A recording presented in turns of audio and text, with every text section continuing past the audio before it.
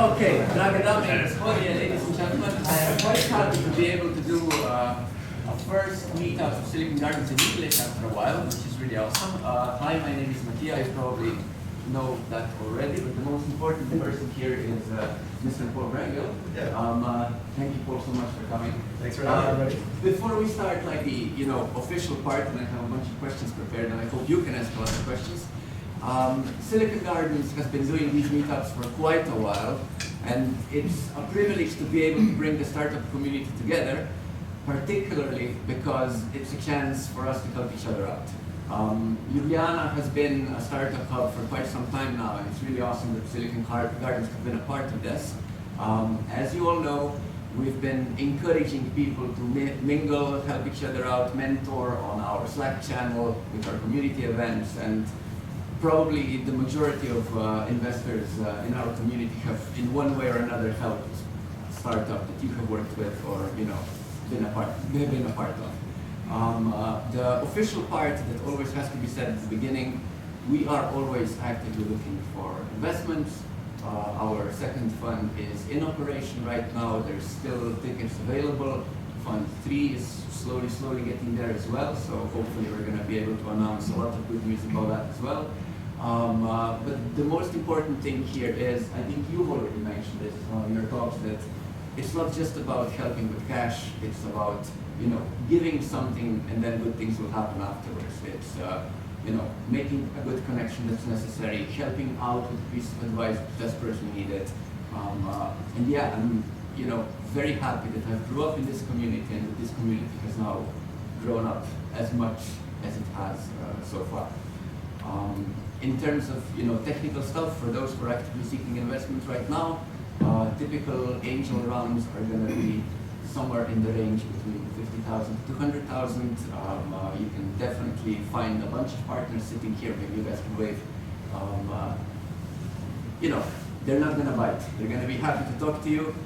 Probably they're going to ask some more difficult questions afterwards, but today is more about the good things. Apart from that, it is always a pleasure to say, whenever we bring people together in this community, ask your neighbor on your left and your right how you can be helpful, because that's how we make it work, and that's really the important thing.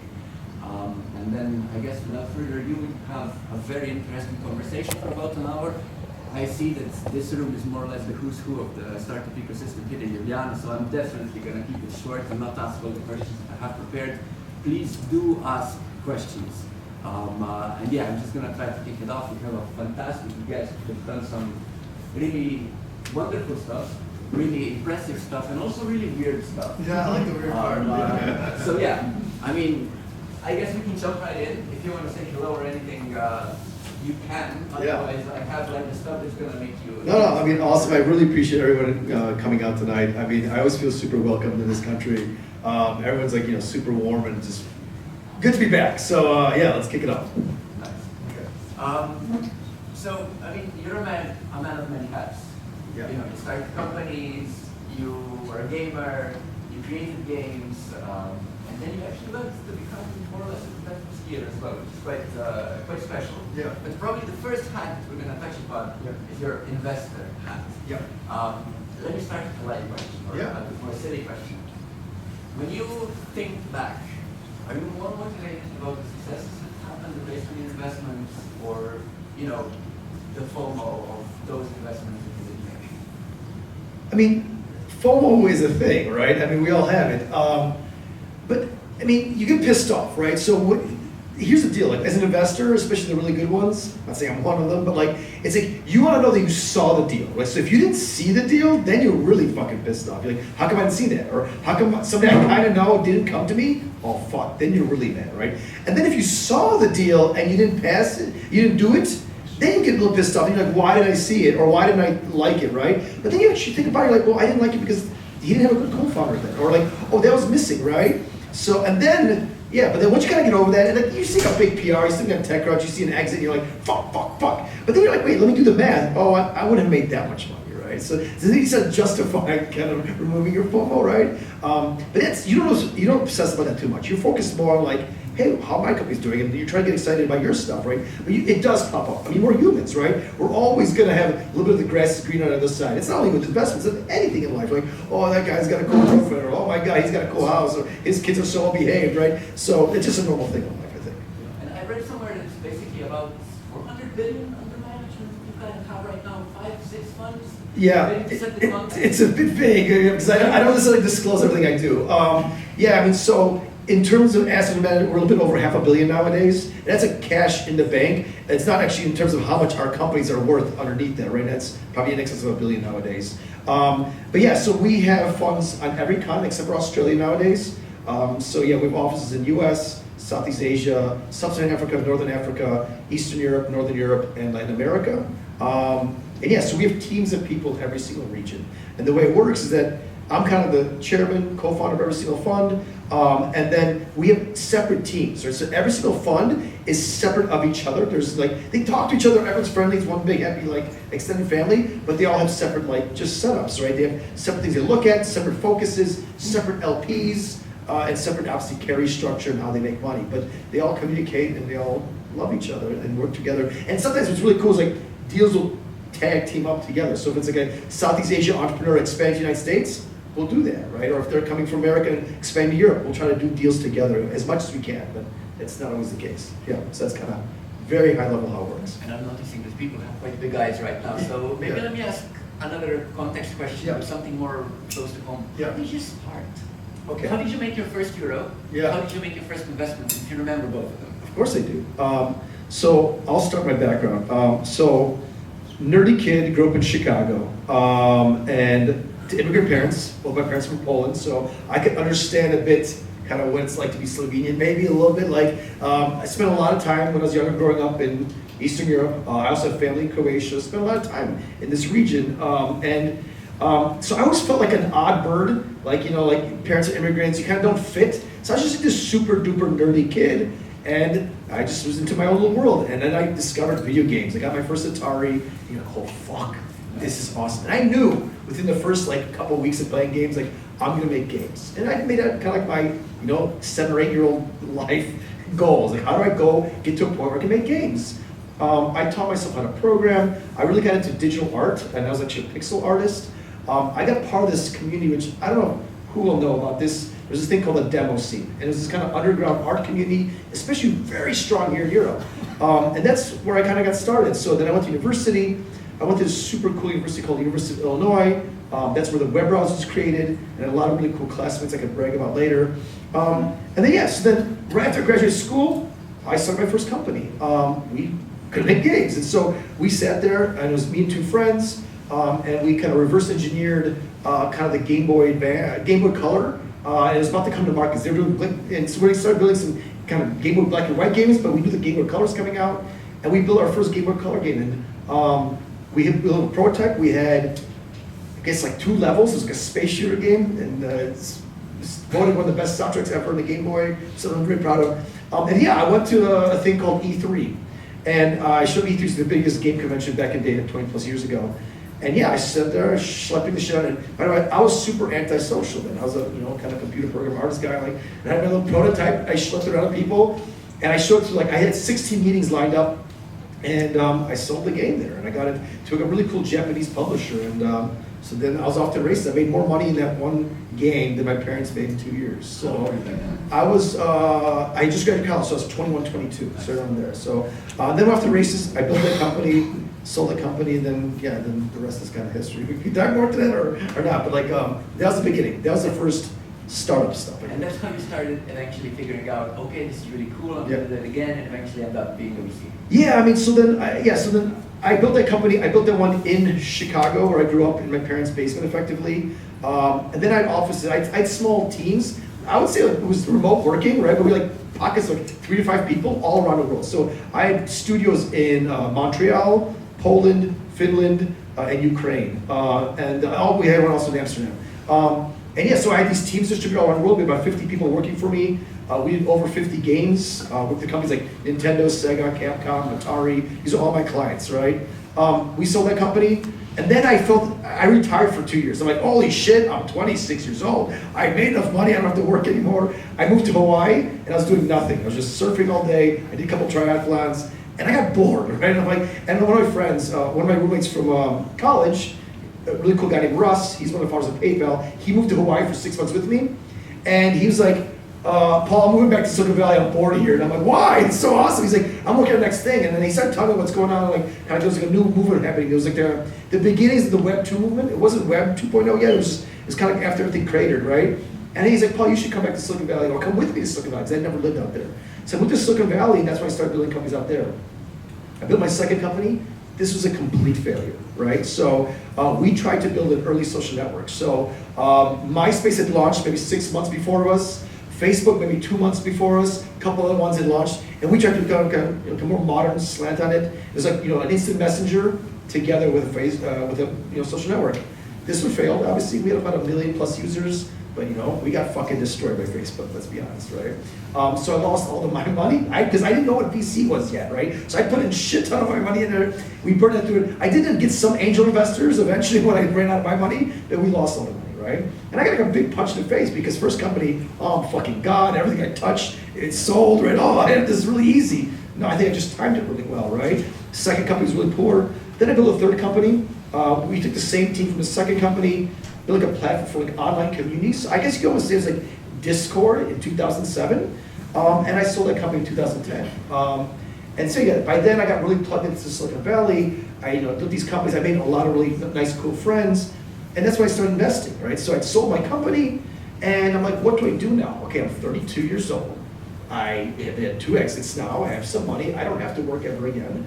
But I just started doing small angel checks to my friends. I'm like, well, fuck, this is really cool. Like, I get to hang out with my friends. I get to support them. And I get to, what I love about my job, and I think so many investors in rooms, like, you get to kind of learn alongside your friends, and you get to learn from people who either will disrupt an old industry or create a brand new industry. So I use like different parts of my brain. I'm like, oh fuck, this is awesome, right?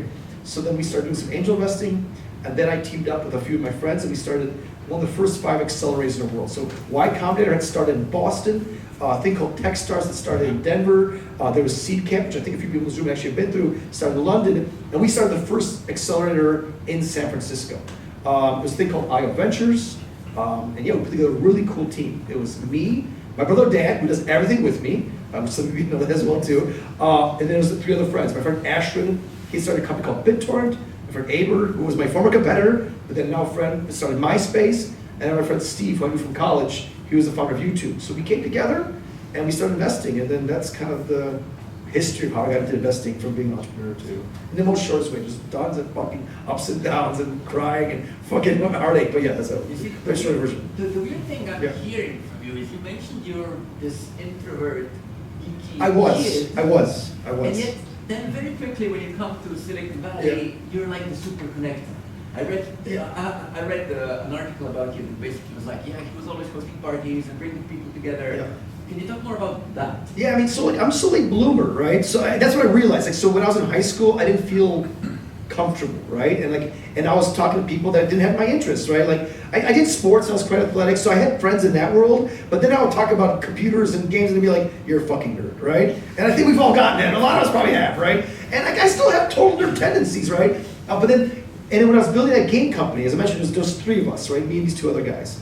And when we built the game, we had a prototype. We're all like, well, what are we gonna do with this? Because we're just building it mostly as a hobby, right? We didn't actually really think it'd be a true business until we got into a couple months into it. And then who's gonna sell it? They all looked at me. They're like, well, Paul, you're the least nerdy of us, right? Because my engineer guy, holy shit, this guy was mega awesome. He's named Stefan. I fucking love him. Still close, like basically a family member. And like, yeah, so they're like, Paul, it's gonna be you. And I'm like, fuck, okay, well, I guess I'll do it, right? And I went to those first meetings, and I was like shitting my fucking pants, right? Like I had my Game Boy, which is fucking hacked. We fucking reverse engineered me. These are kind of like pirated carts, because we didn't have an official Nintendo dev kits. And we're fucking going there, and I'm showing them, and they're like, who are these kids, right?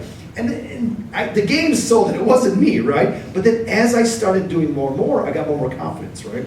And I mentioned also Japanese, right? So the Japanese, they had poor English, so they gave me a lot more leeway. They were more focused on, so it was kind of like by chance, like a perfect fit, right? So, and I have this lifelong respect and love for Japan, and we do work together still. I have tons of Japanese LPs and all my funds around the world. So yeah, so like from there I started getting confidence. So it wasn't like an overnight thing, but then I started thinking, hey, I'm not complete shit. Like actually I have something to give to this world, right? And I proved my business success whenever I connected to new people. And that's I'm like, oh well then, so it wasn't because I was social initially, it's because I knew it would produce results for my company.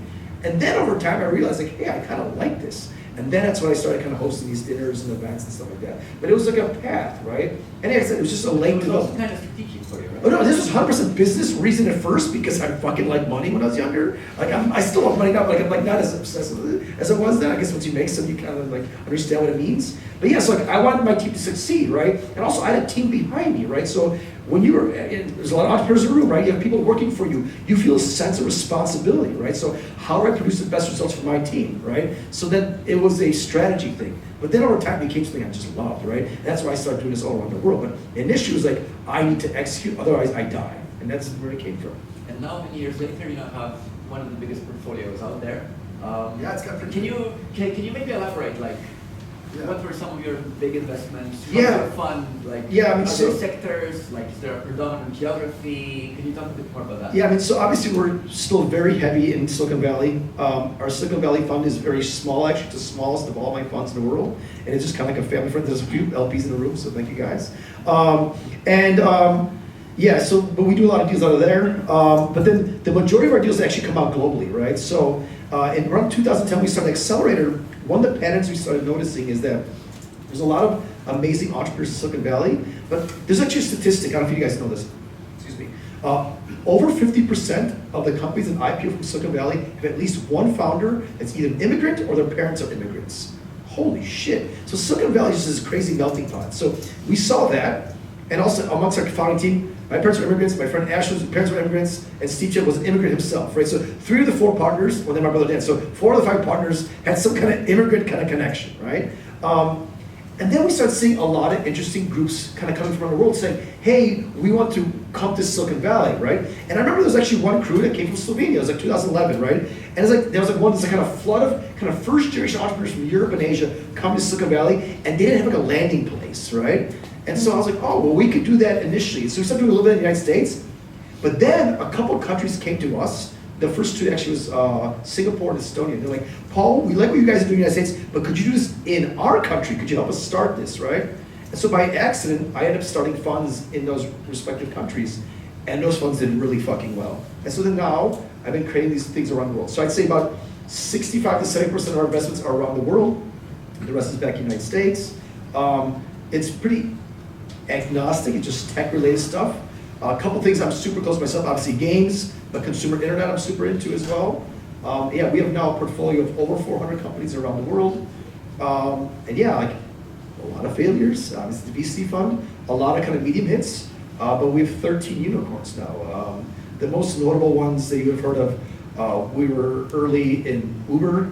There actually, it was even before I started investing, I got them as an advisor, then I put money in later, so best fucking return ever, right? I basically shares for free, infinite return. I'm an early investor in Unity, which is really proud, that's like my first big European hit.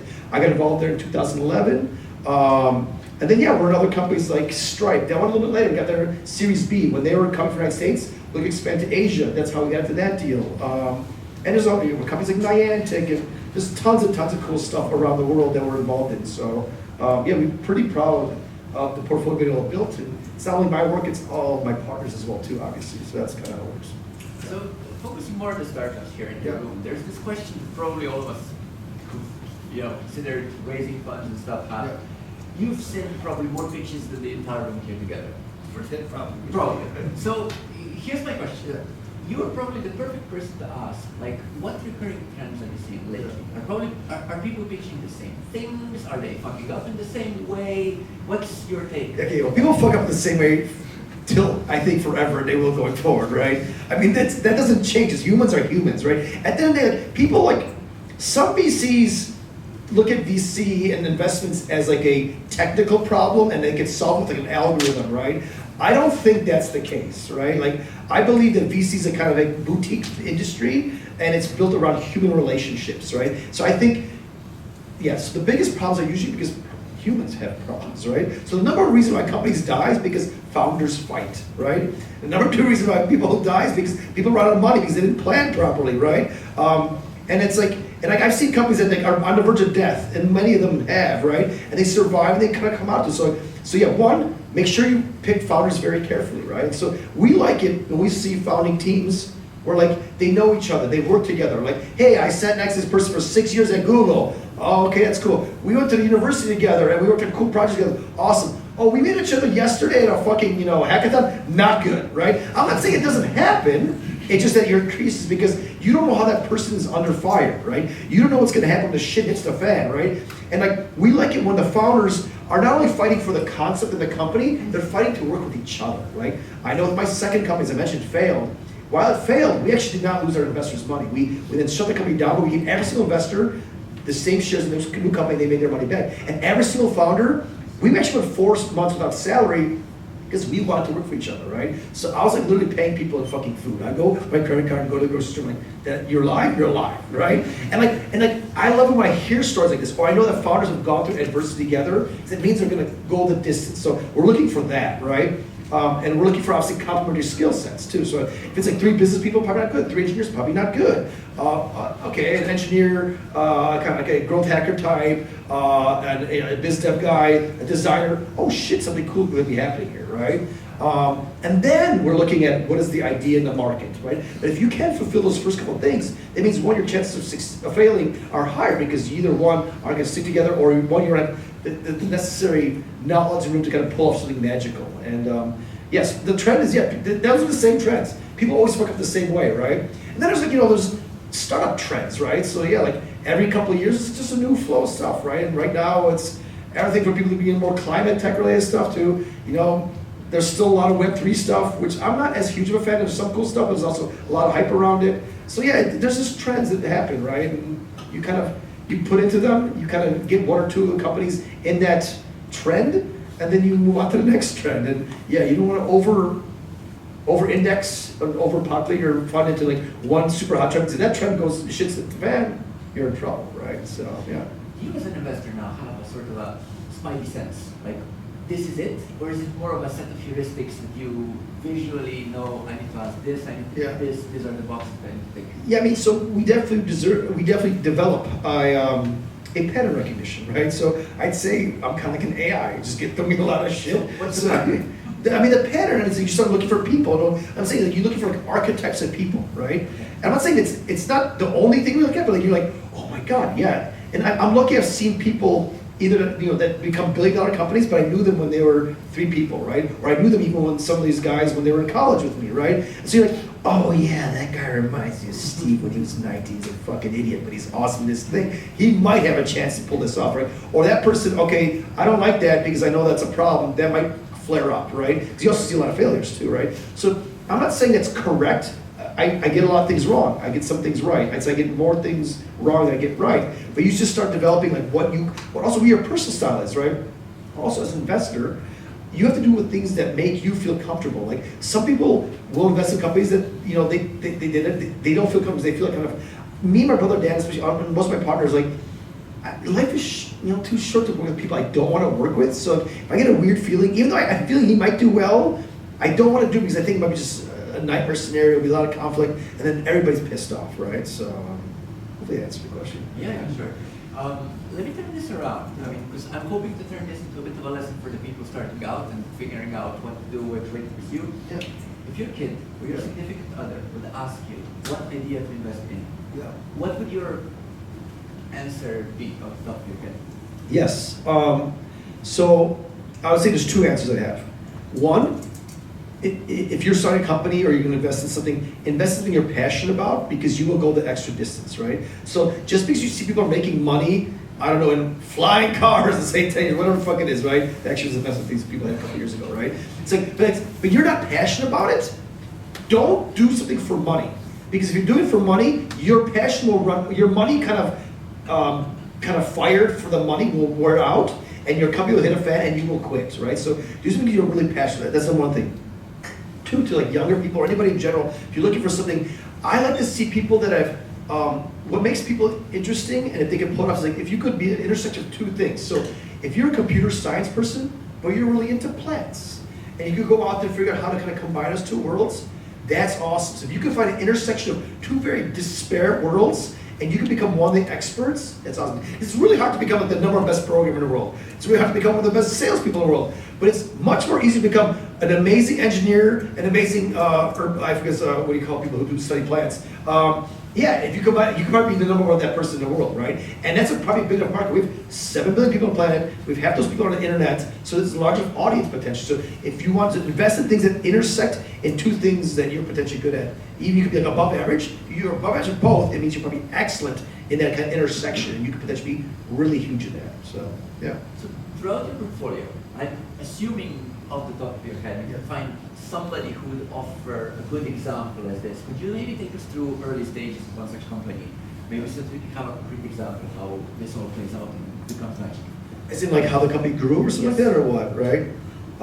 Okay, let me think, would be a good one.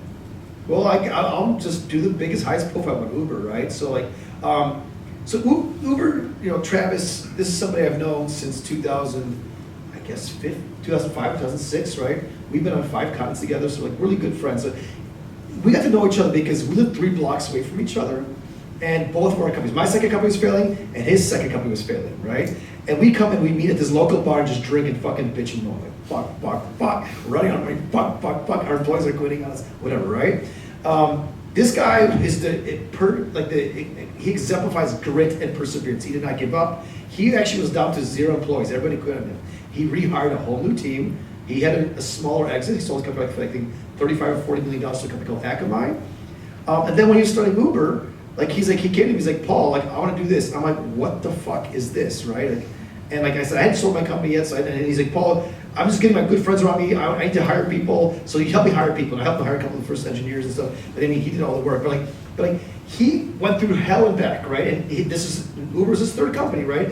And he was actually kind of working a few ideas. He was bouncing things around, and he saw some early traction in Uber. And the product, they built a prototype, and it just worked, right? They solved kind of the 2-sided marketplace problem. And once it happened, it was off to races. And then this guy went balls to the wall, right? He went super crazy in the most impressive way. He scaled his team out. He got everybody he knew involved, and he was able to kind of just infuse passion to everybody along the way, right? He's like before he was selling a product that was hard to sell. Finally, something he could sell that was easy to sell, and he just unleashed this amazing talent of his, right? And so, he said it was an inauspicious start. The beginning was hard. Everyone doubted him. He could not even raise a seed round. It's hard to believe now, right? But the first round, they raised $1 million on a $5 million post-money valuation, and they had to beg for money, right? Because this is a weird time. This is 2009, 10, right? The idea of the internet touching the real world, this is impossible. It was more like, hey, you're a computer guy, you're in your corner, you make software for computers, I'm gonna do spreadsheets or some basic web browser shit, but it would never touch the physical world. Why would you invest in somebody who has cars? What's if somebody gets in an accident? What about the insurance? What's if your car's and he's one of the first people to kind of combine that, right? It became this a whole movement, right? That's where Airbnb and all these companies came afterwards, right? So this company was nobody believed in it, right? And he grinded through, he got some people, then the product worked, then they got the first city. It did really well in San Francisco, right? And people were like, oh my God, this is so awesome. But then he went to VCs and they're like, bravo, kid, San Francisco taxi market sucks. Of course you solved it in San Francisco because it was really, taxis sucked in San Francisco. It's good luck, you'll never do well in New York or Chicago. They fucking got it covered, right? He's like, oh, well then fuck you, right? He went to New York as the second city, destroyed New York, and they're like, oh shit. So his valuation went from 5 to 30 to 300 within a year and a half, right? And then he was off to races, right? But you were already an investor back then. I was not an investor, I was an advisor, then I put money in one of the later rounds. But I mean, the advisor shares are way more than my personal money in. But I was a shareholder from day one pretty much. And so I got involved with, they had 8 or 9 people, right? And so it was amazing ride. But what I'm trying to say is he got fucking punched in the face 100 times. And he came to the 101st, and the 101st worked, right? And even before the company, and then even during the company, people did not believe it.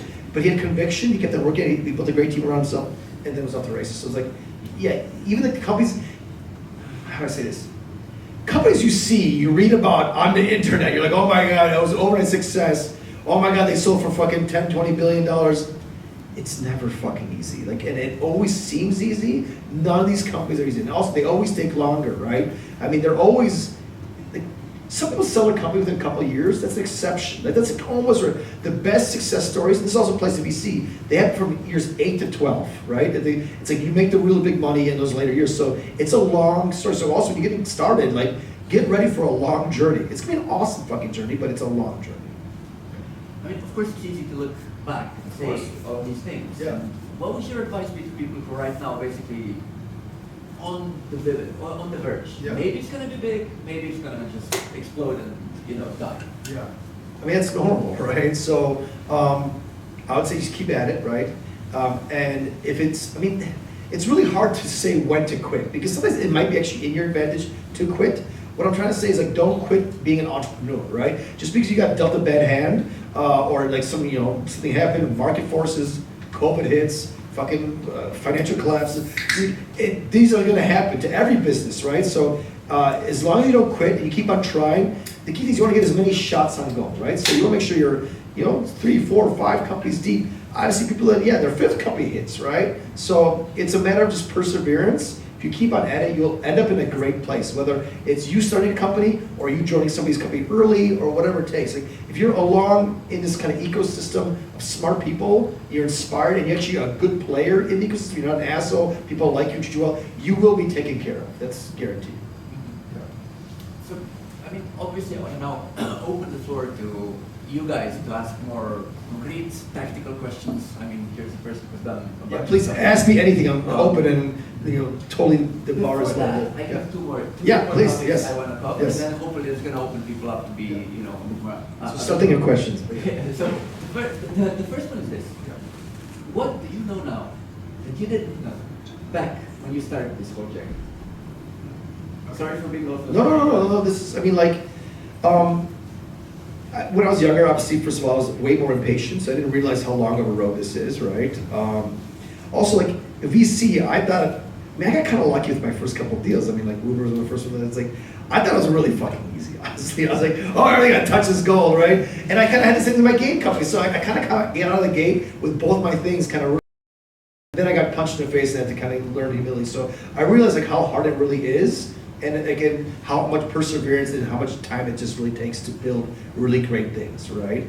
So I think that's kind of the biggest thing I learned. And then like initially it wasn't necessarily super intuitive to me that it was such a personal, people-related business. Because you think tech industry, you think, people say it's like, oh, it's tech, it's gotta be all tech. It's like, no, there's tech around it, but being an entrepreneur, building companies, humans, right? You have to hire amazing people, you have to retain amazing talent, you have to motivate people to be part of your thing, you have to be able to sell people, right? So at the end of the day, you're connecting humans to humans there. So I think that was a big lesson to me that was not intuitive when I started, both as an entrepreneur, and then also as a venture capitalist. So what I'm hearing right now is basically, you're talking about this fair bit of naivete, of just, screw it, I'm just gonna try, I'm not gonna think about it too much. And I'm just wondering, maybe that's the reason why you also decided to be the crazy gamer who went for one of the most physical sports out there and just gonna say, fuck it, I'm going to the Olympics. Well, yeah, I mean, I guess it's my style. Like, I didn't know this when I was younger, but like my friends have pointed out to me many times over the year, I didn't really quite think, is like, I approach things like a fucking idiot, right? Like, some people go in and they kind of touch the waters a little bit, and they're like, ooh, that's kind of cool, right? I don't do that. Like, so for me, I kind of set myself, like, I just kind of jump in head first, right? And by the way, I hate cold water, so I do actually do it to cold water. But I tend to kind of just jump in because I figure you'll figure it out along the way. There's no better lesson than life than doing it, right? So some people are different, right? And everyone's different journey, by the way. You don't have to do it that way. It's just my way. But yeah, like for me, I like to learn anecdotally. I like to learn along the way. I like to learn by doing. I was never, I say I was a good student when I was younger, but I learned better by myself. I didn't learn from teachers. I was self-taught. So I like to just kind of jump into things and do it, right? So yeah, having a little bit of reckless abandon has done well for me. I do like that as a trait in entrepreneurs, because entrepreneurship is a very chaotic thing. You have very little information. You have to make decisions with little information as possible, not a complete picture of information, right? So people that I meet that are like, fuck it, I'm gonna do this, or hey, I'm gonna do this because it makes enough sense, right? So they kind of make concrete decisions with inadequate information. Those people I'm kind of interested in, right? So I think I organically did that. I don't know why I'm built that way. I think a lot of you are probably built similar ways, and it just, maybe that's who we are, right? Or maybe we were younger and we got good reinforcement we did it, like with things we touched, then maybe did better and we kept on wanting to go, right? So, but yeah, I agree, that's kind of good, something, it's kind of jumping in and taking a risk without asking too many questions and hope for the best. And usually, let me put it this way, being an entrepreneur and taking big risks, there usually is not that much downside, right? Like, so like, let's say being an entrepreneur, like, what is the worst thing about starting a company? Not much. You lose some money, you lose some time, maybe, right? But you're learning a lot, right? And the worst thing that happens, let's say you're working at like a big, bank or Google or some like, consulting firm. The worst thing that happens is that, you'll do your stuff, 3 years later, they'll hire you for probably double the salary you had, right? Like, or maybe 1.5, like, because companies love to hire entrepreneur people, go-getters, people who are kind of self-motivated, right? So there really isn't that much downside, at least financially, and yeah, like in doing a startup. So I encourage people to do it. And if you overanalyze, you might never do it too. That's a problem. Like some people get this analysis paralysis thing, and they're fucked, right? So just, you have a cool idea, you like it, go for it. Learn a lot, and then worst comes to worst, you come out stronger and you have a lot more information. I have a feeling this is a profoundly optimistic attitude towards the world. So maybe for my finish of the questions before it's this guy's turn, are you an optimist about the world as well? Because I mean, we see a lot of fuck-ups happening out there. Absolutely, 100%. Like, yeah, there's always doom and gloom. I understand why people have doom and gloom, right? But that's not who I am, right? Oh my God, climate, all this shit. Yes, I believe it's a real problem, but I believe we're fucking humans. Humans do great with their backs against the wall. We're gonna out-engineer our fucking selves out of that problem. All those fucking wars. Yeah, there's been wars forever. By the way, we have a lot less people dying now than the history of fucking man. We have a lot less people dying from like diseases in the history of fucking man. We have a lot of people dying from fucking starvation from it. So yeah, like we're on a good trend, right? So like, yes, I'm optimistic. I think that allows me to live life. I think I'd be fucking sad if I started looking at all the problems. Because there are a lot of problems, but I think we can solve them all. So yes, I'm optimistic. Maybe somebody in this room is gonna do something about at least one of those.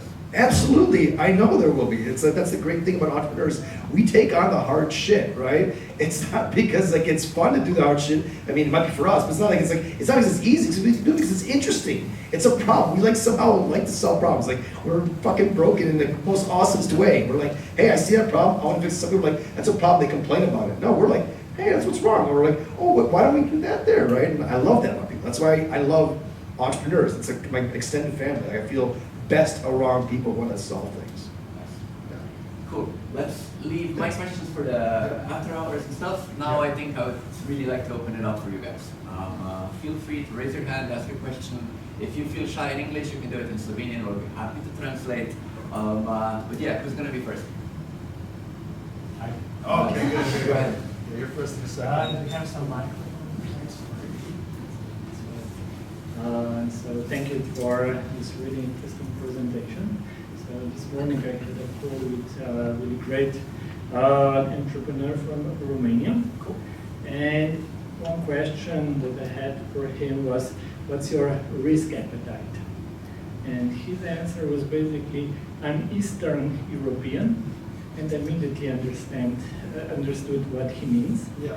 So can you maybe comment on what is your expectation on founders' risk appetite, and maybe how that differs in Silicon Valley compared to Eastern Europe?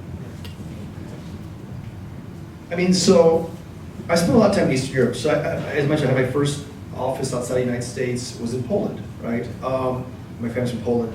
So I kind of understand the mentality. I understand Eastern European parents, right? I got two of them, right? And like, yeah, like, but it's not only Eastern European, it's the whole world, by the way, right? Parents' jobs and like kind of your extended family is, they don't want you to be happy, they want you to be safe. Because if you're safe, then they're not freaking out, right? I don't have kids, but I think that's how it works, right? That's how all my friends and my parents did it. It's like, they're not optimizing for your happiness. They're not optimizing for risk, taking risks, because risk means pain, right? So we're all trained to avoid risk by people around us who want to have the best for us. But in some ways, it's actually a little bit counterintuitive, right? But yeah, Eastern Europe is an extended version of that, because Eastern Europe, especially if you kind of grew up, it's like, if you're like under 25, maybe you don't understand as much. But if you're like above 25, you have still like some of the understanding of, communism here in this region, even though it was war, the Balkans War. Like it's like So you could, like, people have that in their heads, or like collectively still in their parents' heads, right? So their risk appetite's a little bit lower. The risk appetite's lower, right?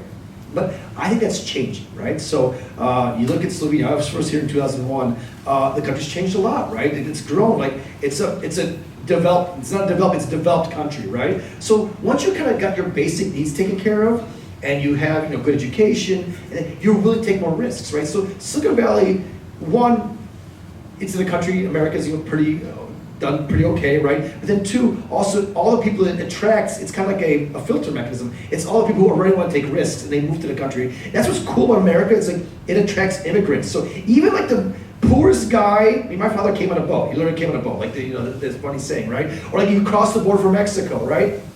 You are risk takers. You're willing to leave your whole family, and you're willing to leave everything behind. And it's like also before the internet, even like phone calls cost fucking $10 a minute. You're willing to say goodbye everybody and go on a ship. So you were willing to take risks, right? So, but yeah, Eastern Europe, that was the case, because you were born and raised here. People didn't have necessarily anywhere to flee. So people like were just kind of paranoid, and people were like freaked out. Like they were just barely looking to survive because you're being oppressed and all this type of shit. But now these countries are getting more and more stable, right? They have a lot more money, right? So I think risk appetite's coming up. So Romania, yeah, he was probably risk averse-ish, but over time in that country, I was just there like a month ago. Holy shit! And I was also there in 2009. This whole kind of Balkan, Romania, Bulgaria trip in 2009.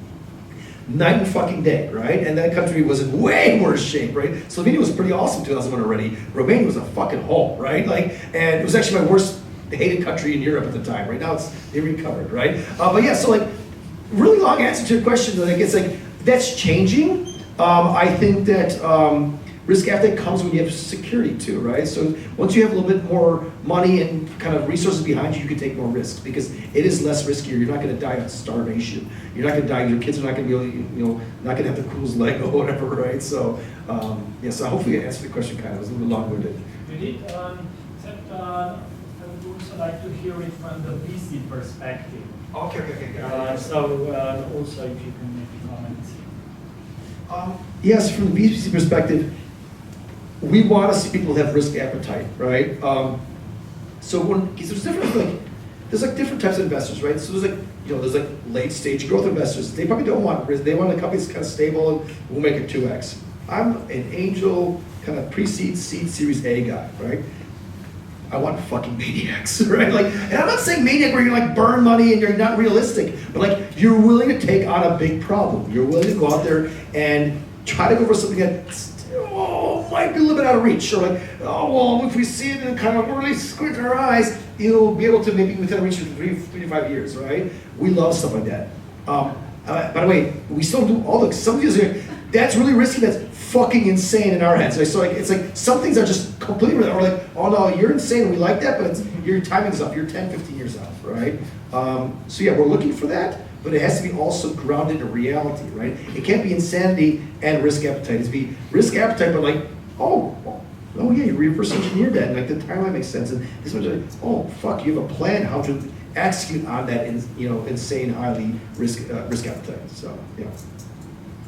Next one. If you have to come up. Yeah, happily pass it back. Thank you very much. So I have two questions, and the first one, you said you were an early Uber investor and a board member. I was not a board member, I was an advisory board member, yes. Okay, advisor. So I recently watched like the series Super Pump. Yeah. And you gotta tell us about that party in Vegas, man. The 25 million Vegas party. I mean, share some beans. Yeah. You said you like to talk about weird shit? Yeah, that show, by the way, is complete shit, and I saw half an episode. I didn't want to see it. My friends who watched it, who actually worked at the company full-time, hated it. But and they did not even ask any of the employees for feedback. They actually built the whole show without. They wanted to kind of pay in a different way. The culture was a work hard, play hard culture, right? One thing I hate, kind of Travis got affected by a lot of the, the controversy around it. That guy, by the way, is super straight, like super hardworking guy with the ladies, always super like kind of polite guy. I never saw anything bad, which pisses me off, right? Some employees did do some wrong shit, but yeah, the parties were good, right? I've traveled with Travis before we started the company. We were part of this kind of group of entrepreneurs that travel around the world. Yeah, when you're working really hard, you're really stressed, you have to also let go of stress. And I encourage people to like have awesome, great social lives outside of work too, right? And so sometimes you just fuck, right? And yeah, and also you should always, and by the way, for everybody in this room, celebrate your victories. Something that actually so much person forget to do. They get so focused on building their company that they don't realize, hey, I had a cool milestone. And then your team, it's not even for you, even for your, but for your team. It's like you launched a product, right? Yeah, we were just at this Bird Buddies teams, they just launched it. I hope those guys, they just launched a product, they just shipped the first 50 a couple days ago. I hope they're having a fucking rager this weekend, right? Like, because they should, right? And like, so I encourage you, if you do well, and you fucking push your limits, and you fucking are doing well, make sure you also celebrate that. Do it in a very concise way, do 2-3 days, and then back to work, right? Don't make it to a fucking 3-month bender, that's not good, right? But yeah, like, you should definitely enjoy it. So like, that was a company that worked fucking hard, maniacally, they were pushing the limits, they were inventing new interesting to fly, but they also knew how to enjoy themselves and just celebrate that, and that was part of their culture, right? They got carried away, unfortunately, toward the end, and people extracted the wrong things out of that. They didn't take the lesson up. The lesson was like, you have to deserve and earn your success, and once you get success, you should celebrate it. Some of the later employees did not get that, that's when they got into trouble as a company, unfortunately. And as companies get bigger, it gets further and further away from the founder's vision, and that happens, unfortunately, so yeah. Okay, next one, that was you. Next. So, metaverse or metaverse, you're one of the best people to evaluate the potential of this wave of VR. Is it time or is it 15 years away? I hate the fucking word metaverse. The concept makes sense. But the problem with metaverse is, one, it's a shitty word because everybody has a definition for it differently, right? And two, it's so vague, and like a lot of people coming into the metaverse have no experience in online communities or video games or anything like that, right? So, but here's the concept of what metaverse can be and what it should be, right? So think about it. If you're a 20-year-old kid, and you, especially the last couple of years of the pandemic, how do you socialize, right? You're socializing in games. You're playing Fortnite. It's a very immersive experience. Right? You're not only playing, you're hanging out. You're using audio. It's visual. You have this beautiful 3D kind of experience. And then, like, you go to college or you graduate out of college, and you're like, now go work in boring Excel, flat fucking websites, and just like a 2D world, right? So metaverse is just like, hey, can we take the current web and just make it more immersive, right? And I think that concept is great, right? And I think that will happen. But you know what it's called? It's not called the metaverse. It's called the internet. It's just an evolution of the internet. By the way, Web 2.0 was an evolution of Web 0.0. It was a version of text, right? And before that, it was like whatever fucking really command line basic shit, right? So it's just an evolution of the internet. It's a way more immersive internet. It's an internet that allows people to kind of connect with each other. And that's going to happen, right? Now, who's going to build that? Some of these things that are being released as metaverse products are complete shit. They're like, oh my God, let's load up an instance of Unity or Unreal Engine, get like 100 people in a room and magic community happens. No, fuck you. Community is really hard to build, right? You have to have community around something. You don't just throw people in a room. You have to have a reason to come down. Like today, if we took all random, let's say we took 100 people off the street, put them in this room, it would not work. The reason this room is working is because everyone's here around a topic and something to kind of collate around, right? So metaverse has that. That's why the first companies are kind of metaverse-ish, right? Fortnite, Roblox, Minecraft, Unity in some ways, is because they're powered around a game. People come for the game, they get an experience, and they build on top of it, right? So if you want to build something that's in a metaverse world, you have to go out there and have a reason for people to come to it. It has to be like an initial glue, like kind of like you're building a pearl, you have to have that piece of sand, right? And then after that, you come around that, right? And I'm also worried about like some of the people. A lot of fucking bullshit, like, oh my God, like all this metaverse interoperability and all this shit. Like, dude, you didn't get the fucking thing right. You don't even have a community. And you want to talk about how other communities can work together, but people are raising money on it. Some people are very good, eloquent talkers about it. But the minute I hear it and I don't see any kind of root, like that piece of sand, you're fucking dead to me. Like, I hate it, right? But yeah, the concept makes sense. It's attracted a lot of schemers, right? Same thing with blockchain. A lot of it makes sense, but it also attracts a lot of schemers, right? And people rebrand themselves, and it's the next thing. And there's certain waves. There's certain people I know in the Valley, and me and my brother Dan, we follow these people, and these people literally jump from every single trend.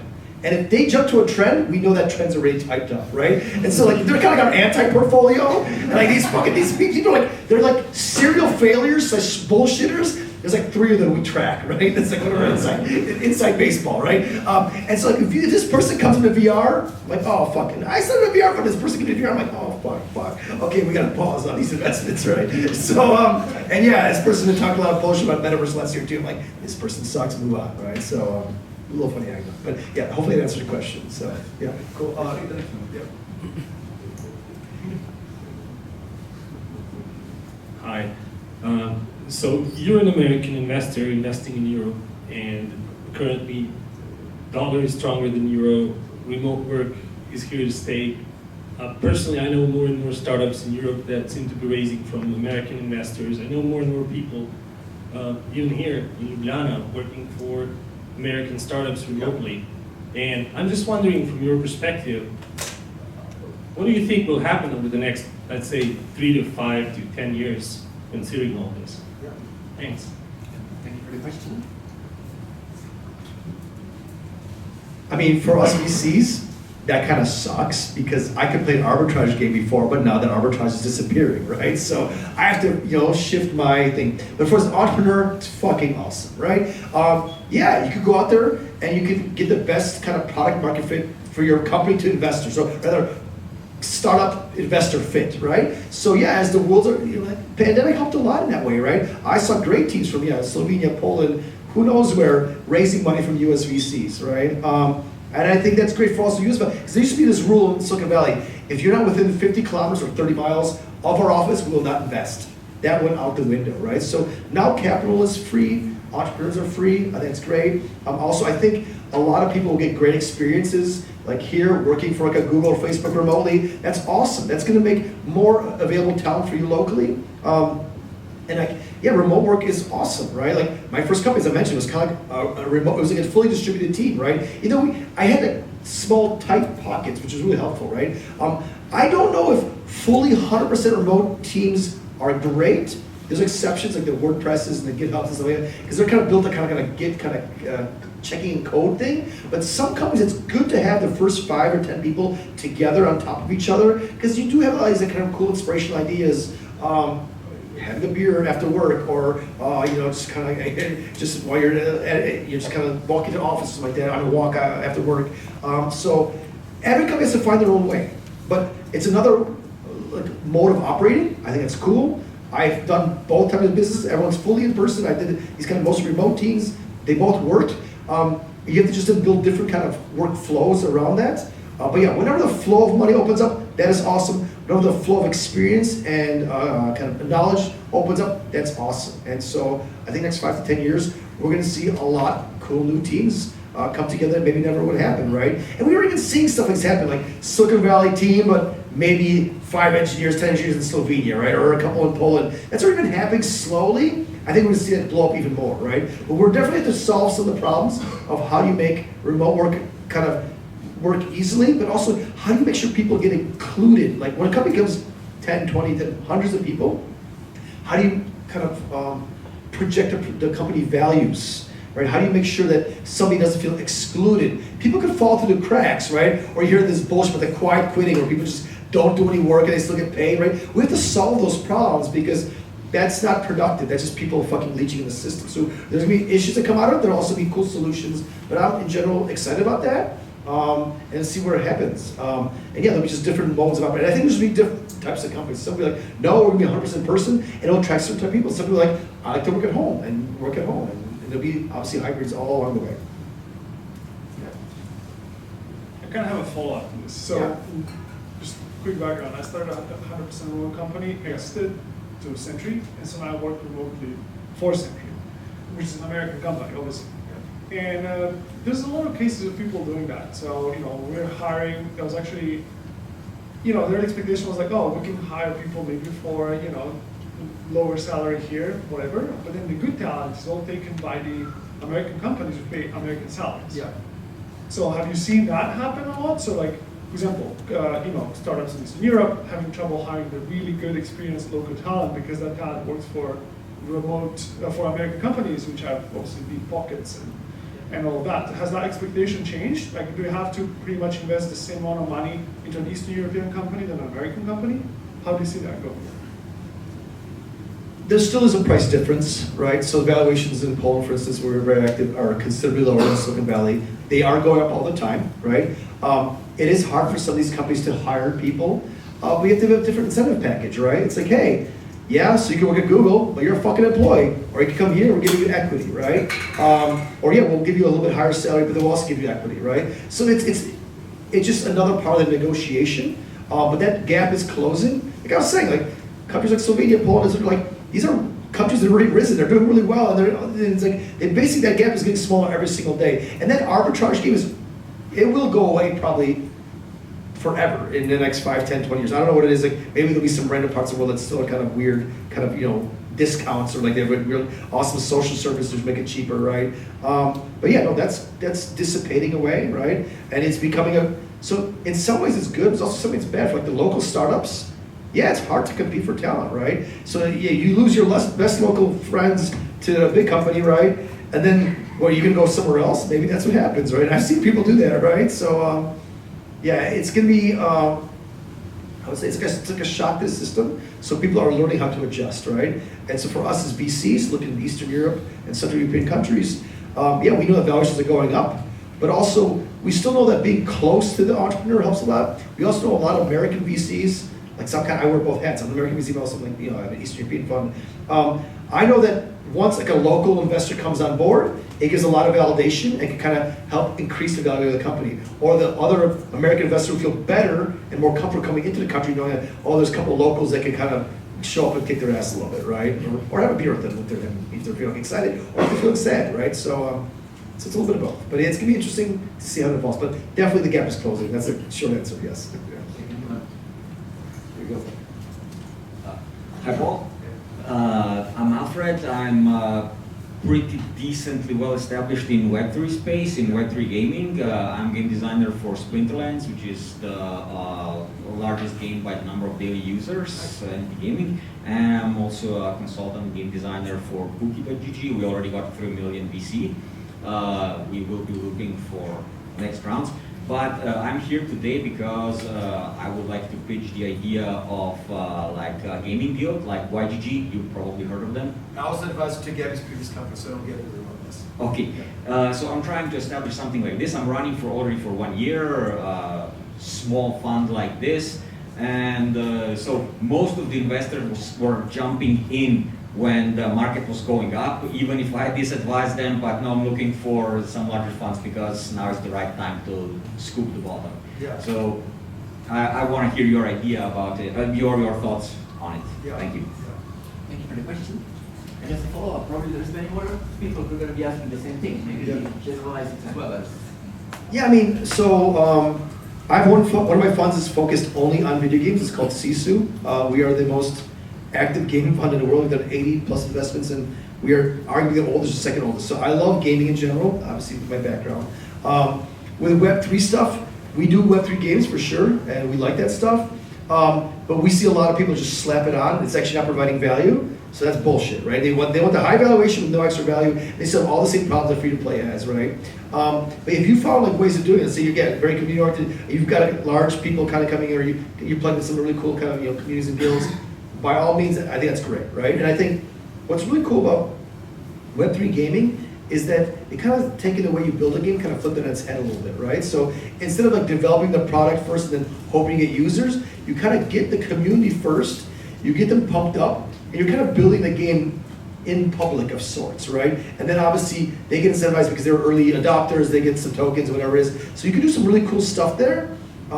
So I've seen it go good, but also see it as sometimes it's like a Ponzi scheme, right? So you see people, I forget what game it was like kind of like a voxel game, they raised like $70 million and they couldn't even fucking program anything, right? You're like, holy fuck, right? So the good comes with the bad, right? So, and I think most of the Web3 game things, that's about 85 to 90% are full of shit, but then some of them are really good. So how do you kind of get out of, how do you kind of shine versus, like kind of raise yourself above the crap, right? That's the biggest question. But yeah, you still have to figure out user acquisition problems. You have to still build a beautiful game, and the Web3 stuff has to work too. Like we see people come to us and say, "Hey, we're doing a Web3 game," and they just like literally slapped a token onto it, but I guess no fucking practical use in the game.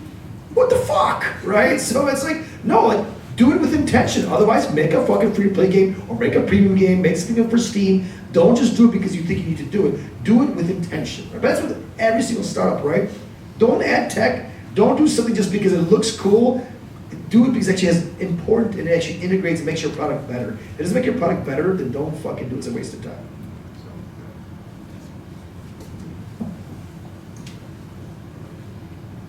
Hi. Do you have a golden rule about number of co-founders of certain stages of investments?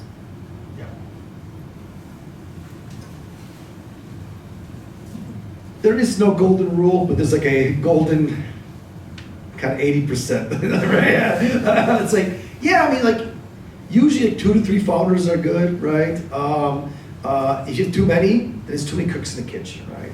And then also everyone's super diluted. If you have one person, that's not as great either. It's a lonely path. But one of my best friends, he started a company called Mint, solo founder, fucking nailed it, right? Because he was savant. He programmed it, fucking prototype. He sold it. He raised the money, and he even did a little bit of the fucking first graphic design work. Holy shit, right? And then he hired great people around him, right? So he was able to kind of get to a stage.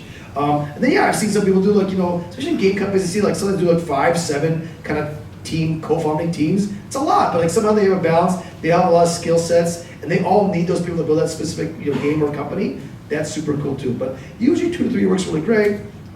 You know, and obviously, like I said, complementary skill sets, right? So if it's like a biz guy and an engineer, cool. If it's a biz guy engineer, and also kind of like a hacker, hustler type, or like a designer type, that helps a lot, right? And we like it when it's complementary skill set, because if you're all the same, then you don't have as much creativity come to the table, right? And I'm not saying you also should have diversity for the sake of having diversity. That can be good or that can be bad, right? Man, you want to have a team that's well-rounded. I think it's the key. So I say that's like 80% rule is like 2 to 3 max, 4. But I've seen bigger. There's no. I mean, everything can work, right? But like that's usually that kind of comfortable number. You can move quickly. You can make decisions quickly. Also, there's enough equity in these kind of top folks to motivate them, right?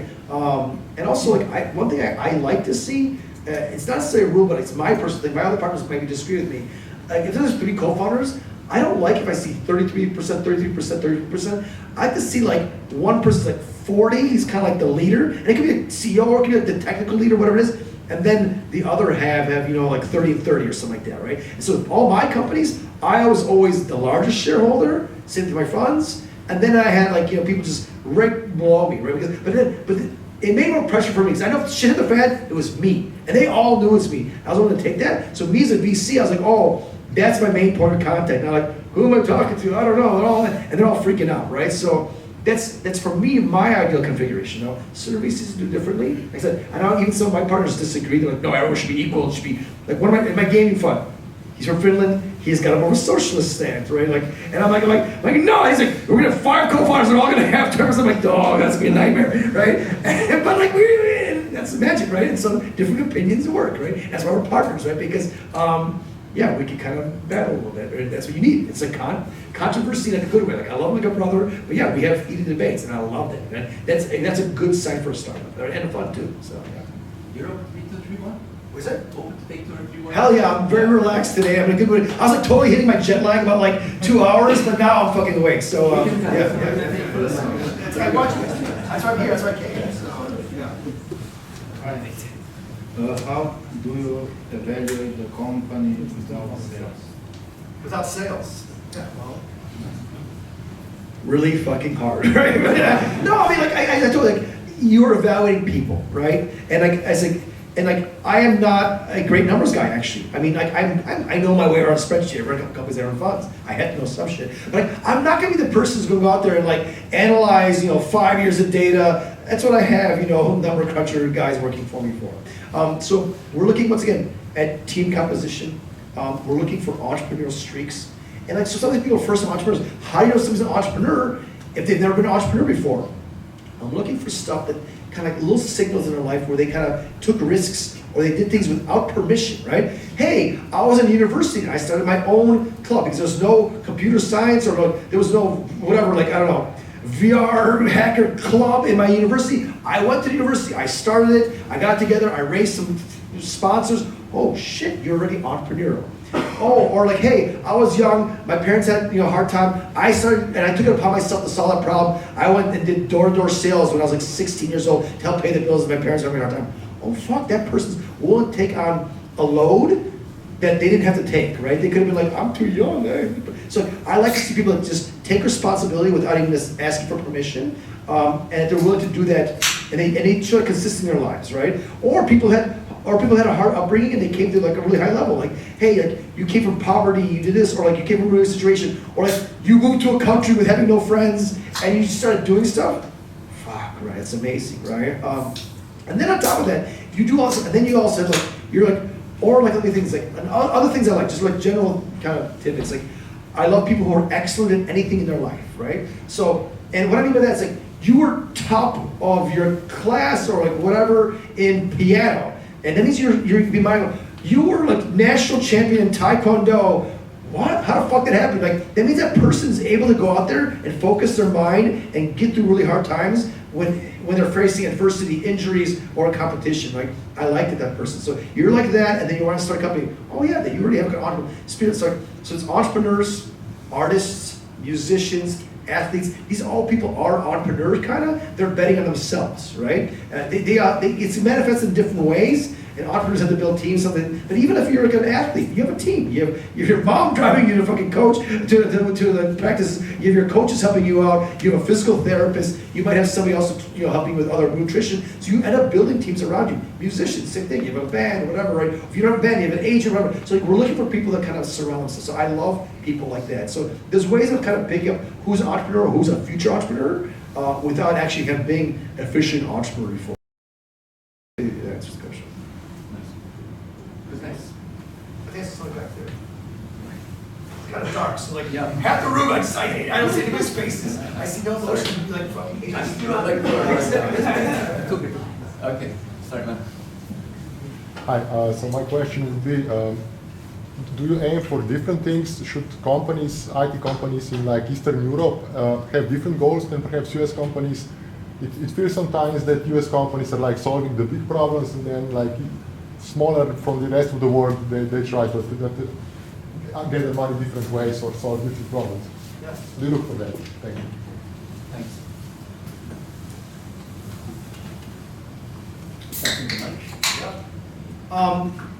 Yes and no, right? So yes, when we started the funds in these kind of emerging markets or emerging entrepreneur markets, like I'll give you a more extreme example. We have a fund in Africa, right? We started the first ever tech VC fund in sub-Saharan Africa. And yeah, I have a different expectation than in Silicon Valley, right? Because we're looking at a very long-term way. I look at it as like a 30, 40-year journey. And so we're like, hey, we don't mind you copycat ideas of America, or your ideas are a little bit more basic, because we know that entrepreneurial talent and the entrepreneurial risk appetite is not as quite as big there yet, right? But we want to help build those first generation of entrepreneurs, right? Places like Central and Eastern Europe, I'd say it's kind of like a second generation, right? So Silicon Valley, we're like on generation 6 or 7, right? Like the first generation was like, Hewlett Packard, then it was like Apple, and then it was, with Bill Gates, Microsoft, and then I was probably like in the 4th or 5th generation. That was like, a couple of ones after me, right? So like, here in Central and Eastern Europe, I'd say it's like 2nd or 3rd, maybe 3rd of some of the really kind of cutting edge stuff like gaming, I'd say, is like of entrepreneurs in this region. So I don't expect necessarily people to say, I'm gonna go out there and build next SpaceX, but I do like if people come to me that can. So I would love to see more of that ambition. I don't expect it, but I do want to see innovation. I want to see cool stuff, right? And I'd say in the last 5 years, Central Eastern Europe has got a lot of cool shit, right? I mean, come on, like, I'm going to toot our own horn, right? We're all fellow Slavs here, like fucking really good engineers, right? Like fucking some of the best in the world, like people like back in the day in America, people used to go to China and India because it was cheap, and they're like, oh fuck, it's cheap for a reason. It fucking sucks. But you can be Eastern Europe, it was cheap, but it was also fucking awesome. It's all gone up in price, right? Like, so yeah, I expect not maybe as much because maybe the business know-how, maybe the business kind of attitude is not as strong here. But my expectations and the reason why I'm in the region and I obviously will continue to invest in the region is because I do want to see this region build fucking tens and hundreds of $1 billion company. I'm waiting for that, right? And we're gonna get there, and it's gonna happen. Like it's like maybe some people's 2nd or 3rd company. By the way, like guys like Elon Musk, how did he become fucking maniacal to go out there and start a company like SpaceX? Well, he started a company called Zip2. He sold for like $200 million. He was like early 20s with his brother, right? Then he started PayPal. Well, he started a company called Exacom. They merged the PayPal guys, right? And he made, I think, another, I don't know, I think he made $120 million of that shit. Well, then yeah, you have fucking money, and you don't, the dragon breathing down your neck. You don't have to worry about bills being paid. You can go out there and like do experiments, right? So yeah, as we get also more money in these regions, and we have more experience, we also have more, managerial talent being developed.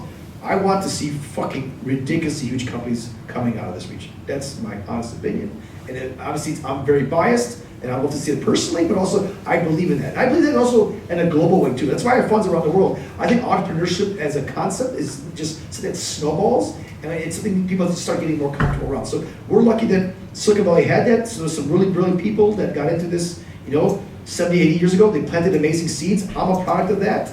And I hope that more people become products of that. And now the idea of entrepreneurship, the concept of Silicon Valley is not like this whole, it's an idea. Silicon Valley is not even a physical place anymore. It's just more like a concept, right? And yeah, also remote working and distributed workforces and everything like that is changing it. So I think, so long answer to your question, absolutely fucking literally I want to see huge ambition. I don't expect it, but I get really excited when I see it. Two more? Yeah. Okay. Two more questions. I'll just shout. Okay. What's your view on companies beyond just software, right? Obviously being more of a software person.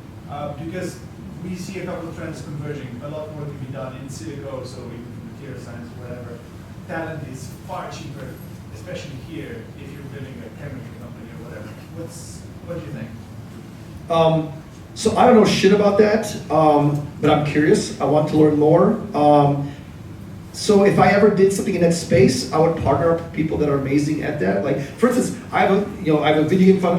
Besides my regional funds, I have a video game fund, I have a VR, AR, computer vision fund, and we just launched a space tech fund. What do I know about space tech? Not much. I just fucking think it's cool, right? So if I were to get into, say, chemical or some like really hard science, kind of deep tech stuff, I have to partner with people who are super good at that, right? But I think that's also a cool new thing. The trend, that stuff's been around forever, but it's coming up. Only problem with those type of companies is they're way more expensive to start, right? Like, also all the cool biotech and gene editing shit. Holy fuck, that's awesome, cool stuff, right? It's just really expensive. There's medical companies, like pharmaceuticals. So like the problem with those companies for me is that you have to have much bigger pockets, and it takes way longer to get those companies going. But once they get going, they do amazing machines. So absolutely, I encourage everyone to build companies like that. You have to seek out investors that are good at that. I would not be good at that now. Doesn't mean I won't be good at that. I'll never be good at it, but maybe a team I'm involved will be good at in the future. But there are amazing VCs already popping up there. There's more and more deep tech funds coming out. There's more, kind of really cool, future medicine type of companies coming out. So I think it's a super exciting space, especially if you combine that hard stuff with software. It's even cooler then, because then you're taking some of the economies of scale software and combine with the really hard stuff. Oh shit, that could be really cool. Yeah. I guess the last one. I have the perfect last Okay, awesome. Perfect. So, how can this entrepreneurial community take advantage of you while you're being here and in the future? So the reason I'm here is kind of twofold. One, I want to see some friends, and then two, so we had our fund Smoke, right? And our first fund, we started in Poland only because it got some money that fell out of the government's pockets, right? It made it a lot easier for me to come into the region. I've been wanting to come into Central Region for a couple of years now. 5 years ago was too early. 3 years ago probably would have been a little bit better timing, but then we launched about a year and a half, 2 years ago. That fund did really well. It was only in Poland, and now we're raising our second fund. We got our first close already, so we've done a couple of deals already. And our goal is from Estonia down to here, right? And Croatia. We're not doing anything in the Balkans yet, but we might, right? Or the rest of the Balkans rather. So yes, one, we are looking to invest in the companies in this region. We do pre-seed and seed. That's what we're good at. At least we think we're good at. I'm around, right? I think we're probably gonna go out drinking. I don't know what the story is after this. I'm gonna hang out. I'm in no rush. I'm here just to be with you. That's the only reason I'm in town. So I think there's some beers in the back. I need a fucking beer as well, so we can talk. If you feel shy, you can come up to me, ask me personally. I know I might get deluded with something I'm just here to hang out, right? There's also a lot of other awesome people in this room. You should all be I'm sure you probably all know each other, but you don't forget, I'm not the only star here. There's a lot of fucking amazing people here. There's people who are LPs in my funds. That means they've done really well in their life too, right? That's, I guess, the best way to plug in. It's very easy to reach me, Paul@smok, smok.vc. Yeah, and also Boris is my partner. He's the one who kind of does most of the filter, or Diana. So their emails at smok.vc. So BORYS and DIANA. That's it. Perfect. Cool. Well, I wish to thank you very much for Thank you for having me. Absolutely. Before we vacate the stage, Yeah. we always have this tradition of opening the floor for some cool initiatives, especially if we're trying to announce what's happening next week and so on. Jakob already asked a question. Actually, he runs the incubator/accelerator from our university in Ljubljana. And I mean, you should take the opportunity to speak some words about what's coming up. So, something's coming up in about a month that is really exciting because it's moving beyond just one community. We have a couple of communities popping around Ljubljana, and we said, well, let's do something together. So, October 26th, mark your calendars. We are banding up with you guys and with the Slovenian Business Angels. They're bringing in a bus or two of investors from Croatia and Austria. They're angel peers. We're doing a deep tech demo day. You guys have a guest that you're probably going to announce. Yes, So I'm not going to take away your thunder. We don't have a name yet. Maybe it's going to be called Dragon Days. Sounds cool. We'll see. But we want to do it, repeatedly next year, perhaps. So exciting times. The best thing about it, though, is that communities are working together. Because sometimes it feels like we're not. We are. Yeah, I like to also see that's cool you bring Croatia and Austria, like help invite us from Poland too, and there's cool stuff sent to my partners as well. Like it's good to see this cross-pollination, it's super huge. It's awesome. Nice. Yeah. Thanks for being up for it. Yeah, definitely. I mean, thanks to you guys for making it happen. And from our side, Mr. Alen Svisic will be the next guest. From my side, I'm only going to conclude that beers are in that corner. Thank you. The language.